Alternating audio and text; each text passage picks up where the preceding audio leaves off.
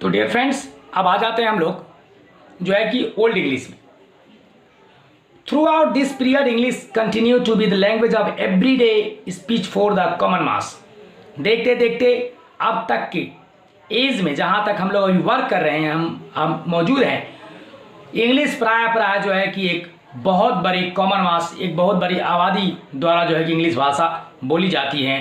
From beginning to up to now, यानी कि 449 से अब तक जो है कि इंग्लिश एक जो है कि अपना विस्तृत रूप धारण कर ली है। और मान लीजिए कि अब तो ऐसा लगा है कि इंग्लिश नहीं है तो आप भी नहीं है। The division made above are more for convenience but it is possible to distinguish certain linguistic feature in each of this periods. लेकिन तीन जो आपके पीरियड दिखाए गए हैं, तीनों पीरियड में कुछ न कुछ ऐसा अलग हुआ है जो है कि इंग्लिश के ये 449 या 449 से लेके अब तक के मान लो कि 2020 तक आने में हमने इंग्लिश को 3 पार्ट से बांटे हैं। तो आखिर अलग अलग पीरियड में, यानी ओल्ड इंग्लिश से मिडिल इंग्लिश आने में जरूर कुछ परिवर्तन हुआ होगा, मिडिल इंग्लिश से मॉडर्न इंग्लिश आने में परिवर्तन हुआ होगा। यानी परिवर्तन के आधार पर ही जो क्या किया गया है, जो कि एक समान 449 से लेकर 1066 तक इंग्लिश में कोई परिवर्तन नहीं हुआ, तो इसे हम लोग ओल्ड इंग्लिश मानते हैं। लेकिन मिडिल इंग्लिश में यानी कि जब कुछ नया परिवर्तन आया तो वहीं पर उसको रोक कर ओल्ड इंग्लिश दे दिया गया, और जहाँ से परिवर्तन हुआ उसको मध्य इंग्लिश यानी मिडिल इंग्लिश का नाम दिया गया। फिर उसके आगे आते हैं मॉडर्न इंग्लिश।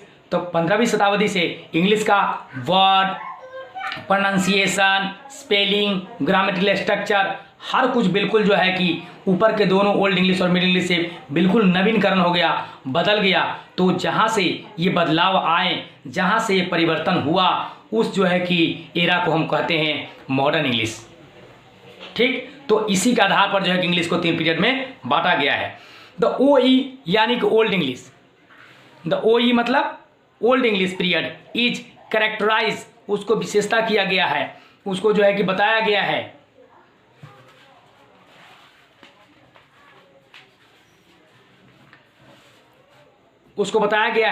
बाय इन्फ्लेक्शन, मैंने उसकी इन्फ्लेक्शन से द्वारा gradually over a period of time this inflections were found to have been लेबल। इस इन्फ्लेक्शन को बिल्कुल लेवल में पाया गया। जैसे मैं बताता हूँ कि उसमें कोई परिवर्तन नहीं हुआ। Literature produce during the age was not of much significance. और जो है 449 449 से लेकर 1066 के बीच में जितने भी लिटरेचर्स का निर्माण हुआ उसका कोई महत्व नहीं था। As God patterns was lacking and the age came to be known as the dark age। और उस एज को क्या माना गया? डार्क एज माना गया। तो आप एक जान जाओ कि 1066 के बाद सीधे इंग्लिश 1150 में शुरू हुई, तो बीच का अवधि कहाँ गया, बीच के गैपिंग कहाँ गया, बीच का टाइम कहाँ गया? तो उस टाइम में इंग्लिश में कोई इम्प्रूवमेंट नहीं हुआ। उस टाइम में इंग्लिश में कोई साहित्य नया नहीं बना, माने इंग्लिश बिल्कुल स्थिर था, हो गया, मतलब कोई मूवमेंट नहीं था। इसीलिए वो जो है कि उतने यानी कि 1066 से लेकर 1149 के बीच में जो भी इंग्लिश में कोई परिवर्तन नहीं हुआ, स्थिर एज रहा हो, इसलिए उस एज को हम लोग डार्क एज के नाम से जानते हैं। अब आते हैं हम लोग जो है कि थोड़ा सा मॉडर्न इंग्लिश में, मिडिल इंग्लिश में। मिडिल इंग्लिश क्या है? तो फ्रॉम 1115 यानी 1150 ऑनवर्ड, 1150 से लेकर अब तक English began to emerge as a language of literature. 1150 के बाद जो है कि इंग्लिश भाषा को साहित्य के भाषा के नाम से जाना जाता है, और साहित्य भाषा को वहाँ से आरंभ हुआ, यानी लेखन क्रिया शुरू हुई, कविताएं शुरू हुई, पोइट्स, पोएम, ड्रामा, नॉवेल लिखना शुरू हुआ। The language was enriched through the extensive borrowing from French and Latin. और इंग्लिश भाषा में मैक्सिमम जो है कि फ्रेंच और लैटिन भाषा को समावेश किया गया, उससे उधार लिया गया, यानी उसमें मिलाया गया। Apart from this 2 other major development, इस 2 जो है कि बड़े विकास के अतिरिक्त awkward, one was the invention of the printing press in 1476। और उसमें एक सबसे बड़ी जो है कि आपको एक जो डेवलपमेंट हुई इंग्लिश भाषा में, वो था जो है कि प्रिंटिंग प्रेस का आविष्कार, जो 1476 यानी 1476 में हुई। And the other being a considerable rise in literacy, और मान लो कि लिटरेसी में एक तरह का उत्थान जो है कि शुरू हो गया। दूसरा जो है कि सबसे महत्वपूर्ण घटना घटी जो मिडिल इंग्लिश में और मिडिल इंग्लिश को महान बनाया, वो था द ग्रेट वोवेल शिफ्ट। वो ग्रेट वोवेल शिफ्ट था, also took place during this time, उसी समय हुआ। मध्य इंग्लिश में ही, मिडिल इंग्लिश में ही दो घटनाएं घटी, एक द ग्रेट वोवेल शिफ्ट घटी और जो है कि invention of the printing press, that makes the middle English importance. ये मिडिल इंग्लिश को क्या किया, जो है कि महत्वपूर्ण बना दिया। ऑल दिस फैक्टर्स, ये सब जो है कि फैक्टर्स जितने भी है, कंट्रीब्यूटेड ट्रिमेंडसली, बहुत ज़्यादा योगदान दिया to creating a language for both spoken and written purpose. ये जो है कि ना ही सिर्फ बोलने में बल्कि लिखने के उद्देश्य को पूरा करने के लिए जो है कि पर्याप्त था। अब थोड़ा सा हम आ जाते हैं मॉडर्न इंग्लिश में। तो मॉडर्न इंग्लिश में आते हैं, यहाँ पर देख लीजिए मॉडर्न इंग्लिश के बारे में। English use since AD 1500 till now, 1500 शताब्दी से लेकर यानी 15 सेंचुरी से लेकर अब तक प्रयोग की जाने वाली भाषा को, इंग्लिश भाषा को हम मॉडर्न इंग्लिश के नाम से जानते हैं। Is called modern English. Recently, वर्तमान में ही, तुरंत, दिस पीरियड इज बीइंग सब divided into modern and the new English. जो है कि हाल में ही जो है कि इसको मॉडर्न इंग्लिश को भी दो भागों में बांट दिया गया है। एक है मॉडर्न इंग्लिश और एक है न्यू इंग्लिश, यानी modern English has been divided into two parts. Modern English को दो भागों में बांट दिया गया है, modern English and new English. From the beginning of the modern period to the end of the 19th century, माने कि 15वीं शताब्दी से लेके यानी 1500 ईस्वी से लेके 1900 ईस्वी तक के इंग्लिश को हम लोग मॉडर्न इंग्लिश के नाम से जानते हैं। English was basically the language of the British island, क्योंकि उस समय तक जो है कि इंग्लिश भाषा सिर्फ ब्रिटिश जो है कि आइलैंड की भाषा थी। With a territorial expansion of the British Empire together with the growth of the science, industry, politics and literature, the English language enriched itself by the successfully adding to its vocabulary and flavor। मुझे आशा है कि आपको ये line आपको typical लग रहा होगा, तो चलिए तोड़ कर आपको पढ़ा देते हैं। मतलब 19वीं सेंचुरी तक, 19वीं सदी तक इंग्लिश सिर्फ ब्रिटिश आइलैंड का, मतलब ब्रिटिश का भाषा था। लेकिन उसके बाद English was basically the language of British island. उस समय तक ब्रिटिश आइलैंड की भाषा थी। लेकिन जब 19th सेंचुरी की शुरुआत हुई with the territorial expansion of the British Empire, और ब्रिटिश एम्पायर का जो है कि क्षेत्र बढ़ने लगा। हम सब जानते हैं कि sun never set in British Empire, British साम्राज्य में कभी सूर्यास्त नहीं होता था। तो ब्रिटिश साम्राज्य की जब क्षेत्र बढ़ने लगा, जब उसका साम्राज्य बढ़ने लगी, together with the growth of the science, industry, विज्ञान का भी विकास होने लगा, इंडस्ट्री जो है कि आपको उद्योग का विकास होने लगा, पॉलिटिक्स, राजनीतिक विकास होने लगी, एंड विद ऑल लिटरेचर, साहित्य के विकास होने लगा। The English language enrich itself, English भाषा जो है कि धनवान हो गई, माने पुलकित हो गई, itself by successfully adding into its vocabulary. और जहाँ जहाँ ब्रिटिश साम्राज्य ने शासन किया, वहाँ के शब्दकोश धीरे धीरे आकर क्या किया बोलो तो इंग्लिश से मिलते गया। मैं आपको उदाहरण देकर समझा रहा हूँ। मान लो कि विदेश वाले यहाँ पर आए हमारे इंडिया में, और उन्होंने एक देखा कि ये क्या है, जो एक आदमी कंधे पर रखा था, बोला सर दिस इज अंगोछा, बोला right down, this is most important word meaning, this kind of dress is called angocha. और अंगोछा जाकर जो है कि इंग्लिश भाषा में वर्ड बन गया। लाठी, चटनी, पगड़ी, है ना, गुरु, ये सब जो है कि जो भाषा जो है कि जिस देश में इंग्लैंड ने शासन किया, वहाँ पर जो नए नए वर्ड मिले, वो सब जाकर इंग्लिश में क्या किया, समावेश हो गया।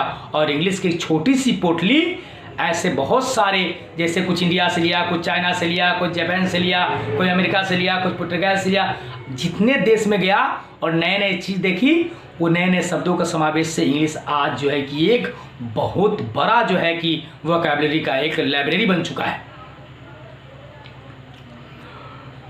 And the flavour of the countries the British had colonised, और जो है कि धीरे धीरे जो है कि ब्रिटिश ने जितने कॉलोनाइज किए थे, जितने कंट्री को कॉलोनी बनाई थी, है ना, उस सारे जो है कि शब्दकोश धीरे धीरे जाकर ब्रिटिश में इंग्लिश भाषा में समावेश हो गई। इन द 20th सेंचुरी, 20वीं सदी में, the erstwhile colonies of the British empire acquired freedom, 20वीं सदी तक ज़्यादातर जो है कि देश जो है कि ब्रिटिश के चुंगल से आज़ाद हो चुके थे। The British left the countries, जो है कि ब्रिटिश जो है कि देश छोड़कर चले गए, बट इंग्लिश रिमेंड, लेकिन इंग्लिश छोड़ गए। इसीलिए कभी कभी बोलचाल की भाषा में किसी कहते हैं कि अंग्रेज चला गया और अपना बच्चा छोड़ गया, यानी कि अंग्रेज चले गए और इंग्लिश छोड़कर चले गए। Hence new varieties of English have emerge in different parts of the world. इसका मतलब हुआ कि कुछ छोड़ कर गए थे और कुछ हम लोग मिलाकर उसको नया वैरायटी ऑफ इंग्लिश निकाले। Some of these are American English. America वाला की इंग्लिश की बातें अलग है, वो जो बोलता है वही लिखता है और जो लिखता है वही बोलता है। इंडियन इंग्लिश, हमारा इंग्लिश की तो बातें अलग है। हम लोग तो ऐसा इंग्लिश बोलते हैं कि सामने इंग्लैंड वाला देख के सुन के बेहोश हो जाएगा, तो हमारा इंग्लिश अलग कैटेगरी का हो गया, है ना। कैनेडियन इंग्लिश का अपना एक अलग स्वरूप है, ETC। ऐसे अलग अलग क्षेत्र में जो कुछ इंग्लिश बच गया था, बाकी हम लोगों ने अपने तरफ से मिलाकर उसको जो है कि अलग, हम अपने तरफ से कहा है बोले, यानी कि इंडिया वाला, कनाडा वाला, अमेरिका वाला सब अपने अपने तरफ से मिला के एक नए इंग्लिश का जो है कि फॉर्म्स तैयार किया, और वो जो है कि न्यू इंग्लिश के नाम से जाना जाता है। In the simplest term, the latest period in the growth and development of the English language, और सिंपल टर्म में कहें द लेटेस्ट पीरियड, जो अभी तत्कालीन 19th सेंचुरी वाला पीरियड है ना, in the growth and development of the English language may be call the era period of new English. इसी इंग्लिश को हम नए इंग्लिश के नाम से जानते हैं। The new terminology is enough to indicate how the language manifest itself and mould to serve the basic purpose of human communication. और आज ये नए टर्मिनोलॉजी, नए इंग्लिश किस तरह से जो है कि आज मॉडर्न मैन की आवश्यकताओं को पूर्ति करने में जो है कि सक्षम है। इसके लिए मैं आपको बता दूं कि इंग्लिश एक ऐसी कॉमन लैंग्वेज है जो हर जगह बोली जाती है, और कहा जाता है कि इंग्लिश इज लिंक लैंग्वेज। ये लिंक लैंग्वेज है क्योंकि मान लीजिए कि आप बिहार को हो, आप हिंदी जानते हो, और बाय द वे मद्रास में चले गए और आपको जो है कि पानी चाहिए, खाना चाहिए, तो आप बोलिएगा तो उसके पल्ले नहीं पड़ेगा, और वो बोलेगा तो तुम्हारे पल्ले नहीं पड़ने वाला है। फिर तुम बोला आ ऊ करते रहना। इससे बेटर है वहाँ पर जाओ और सीधे बोलो excuse me please, can you give me a glass of water, और लाकर तुमको क्या करेगा, दे देगा। तो इंग्लिश एक लिंक लैंग्वेज है, दो नेशंस को, दो स्टेट्स को, है ना, दो लोगों को क्या करता है, आपस में जोड़ता है, ताकि हम जो है कि अगर मद्रासी नहीं बोल सकते, महाराष्ट्रियन नहीं बोल सकते, कैनेडियन नहीं बोल सकते, है ना, तो हम इंग्लिश में अपने भावनाओं को, अपने बातों को रख सकते हैं। The story of English language is like following rivers. और इंग्लिश जो है कि भाषा की कहानी बिल्कुल एक बहती हुई नदी के समान है। मेंडरिंग अक्रॉस कंटिनेंस, जो हर क्षेत्र में घुसा, एब्जॉर्बिंग द नेटिव सॉइल्स, हर मिट्टी को अवशोषित किया, and entering the heart of the people, लोगों के दिल में जाकर घुस गया। आज मान लो कि लड़का हिंदी बोलता है तो उसको आप कहते हैं कि हिंदी मीडियम में पढ़ता है, ऐसा लगता है गोबर में पढ़ता है वो। लेकिन आप बोलते हैं कि मेरा बेटा Saint Augustine English medium school में पढ़ता है, तो ऐसा लगता है कि आपका बेटा जो है कि प्लासी की युद्ध जीत कर आया है, आपका बेटा कारगिल के युद्ध जीत कर आया है, आपका सीना जो है 36 इंच ऊंचा हो जाता है। लेकिन अब उसी में अगर कोई हिंदी मीडियम में पढ़ता है तो लगता है जैसे बेटा मर्डर करके आया है ना, कितना खराब है। हिंदी मीडियम में पढ़ता है, ऐसा मुंह बनाएगा जिसे 3 दिन से जो है कि बासी आलू सूंघ के आया हुआ है। तो अब इंग्लिश एक फैशन बन गया है, hi, hello, how are you, thank you very much. पता नहीं समझ में आता है कि नहीं आता। इंग्लिश मैं भी पढ़ाता हूँ, लेकिन जो अपने कंट्री के भाषा में जो इंटरेस्ट है वो इंग्लिश में नहीं। ऐसा लगता है कि रस्सी नहीं है, गन्ना का हड्डी चूस रहे हैं। चलो मैं अपने पॉइंट पर आ जाता हूँ, थोड़ा मेरा डायलॉग था, सुन लो। लेकिन आज लोगों को पर्पज को पूरा करने के लिए इंग्लिश बहुत जरूरी है। इंग्लिश है तो आप हैं, इंग्लिश नहीं है तो आप नहीं। बाहर में कॉलेज में जाओ, है ना, hello how are you, fine नहीं बोल पा रहे, बोले कहता बेचारा बिहार से आया क्या, डायरेक्ट बोलता है। ऐसे लगता है कि बिहारियों को इंग्लिश नहीं आता है, बाकी सबके तो वो करता है। No surprise therefore if the people all over the world have accorded the status of an international language to English। तो इसमें आश्चर्य करने की कोई बात नहीं कि विश्व ने जो है कि आज जो है कि स्टेटस हासिल की है अंतर्राष्ट्रीय लेवल पर इंग्लिश भाषा में, तो उस पर आश्चर्य करने की बात नहीं है, क्योंकि मैक्सिमम लोग क्या करते हैं कि इसी भाषा को अपना कम्युनिकेशन का वे बनाए हुए हैं। ऑफिशियल लैंग्वेज है, स्कूल का लैंग्वेज है। In the era of the globalization, अब आते हैं in the era of the globalization, ये वैश्वीकरण की दुनिया में English has been found suitable as the language of international communication. ये वैश्वीकरण की दुनिया में जो है कि इंग्लिश भाषा मान लो कि एक बहुत ही सूटेबल भाषा हो गया है अंतर्राष्ट्रीय बातचीत के लिए। अंतर्राष्ट्रीय पर बिजनेस करना है, चाइनीज वाला भाषा समझ में आता नहीं, वो क्या बोलता है पता नहीं, लेकिन तो वो सामान बेचना है तो विल हैव टू, है ना, एन एक्सपर्ट इंग्लिश में एक्सपर्ट होना पड़ेगा आपको। एक्सपर्ट है तो आपने प्रोडक्ट इंग्लिश में बेच सकते हैं, वो अपना जो है कि डील इंग्लिश में कर सकता है। तो इंग्लिश आज जो है कि बिजनेस का एक सबसे बड़ा जो है कि माध्यम बन गया। It has also acquired equipped itself to serve as language of the present cyber age। Internet की दुनिया में तो मान लो इंग्लिश ऐसा मैसेज लिखता है सब, ईरा है ना, GD8, मन पता लगता है कि अपना बर्थडे के कोड बता रहा है कि गुड नाइट बोल रहा है। गुड मॉर्निंग में तो इतना कम समय लगाता है जैसे लगता है GM बोल के चला जाता है ना। यानी क्या बोल दिया GM गुड मॉर्निंग, मैंने इंग्लिश को तो साइबर वाला ने तो मैंने इंटरनेट में तो इंग्लिश के बिना आप कुछ कर ही नहीं सकते। मैंने साइबर में तो इंग्लिश ही सब कुछ है, इंटरनेट के एज में, साइबर एज में। तो आज तो जो मान लें कि जे बचा खुचा था वो सारा इंटरनेट की दुनिया का इंग्लिश का पूरा तहलका मचा दिया। अब इंग्लिश है तो आप है, इंग्लिश नहीं है तो आपका कोई वैल्यू नहीं है। In the next few pages, आगे कुछ जो है पेज बचा हुआ है, वी विल डिस्कस, हम लोग उसको बात करेंगे, चर्चा करेंगे। The characteristics of English language, English language की विशेषताएं क्या है, which have contributed to its growth and development, जो इसके जो है कि विकास और उन्नति में जो योगदान दिया है उसके बारे में हम लोग अगले चैप्टर नंबर 3 में डिस्कस करेंगे। तो आशा है कि आपको इस चैप्टर नंबर 2 समझ में आया होगा। तो आप आ जाइए यहाँ पर, थोड़ा आप हैंड प्रैक्टिस कर लेते हैं। English was once humble East Midland dialects, true की फॉल्स का भाई लिखा हुआ है, देख ही लेना। उसके बाद यहाँ पर क्वेश्चन आंसर है, वो आपको नोट्स में अवेलेबल करवा दिया जाएगा। तो आशा है कि आपको ये जो है कि चैप्टर अच्छी तरह समझ में आया होगा। आपको समझ में आया होगा कि आज इंग्लिश करते हैं लेकिन बोलता है कितना, 30 करोड़ 90 लाख लोग, और जो है कि मैंडरियन चाइनीज बोलते हैं कितना, बोलो तो 83 करोड़ एंड समथिंग पीपल्स। तो अब तक ले इतना ही। तो थैंक्स फॉर वॉचिंग। अगर आपको अच्छा लगा हो तो प्लीज़ लाइक सब्सक्राइब कर देना, शेयर जरूर करना। शेयर करने से क्या होता है ना कि मैक्सिमम लोगों के पास जो है कि कंटेंट पहुंचेगा, और जो नहीं पढ़े होंगे, क्योंकि मैक्सिमम इंस्टीट्यूट में इसको पढ़ाया नहीं जाता है, क्योंकि शुरू से ही इसको इग्नोर किया जाता है। लेकिन मैंने शुरू से ही इसको पढ़ाना शुरू कर दिया और पढ़ा भी रहा हूँ। तो प्लीज़ लाइक सब्सक्राइब जरूर करना और आप ज़्यादातर इसको शेयर करना, है ना। Thanks for watching, thank you very much.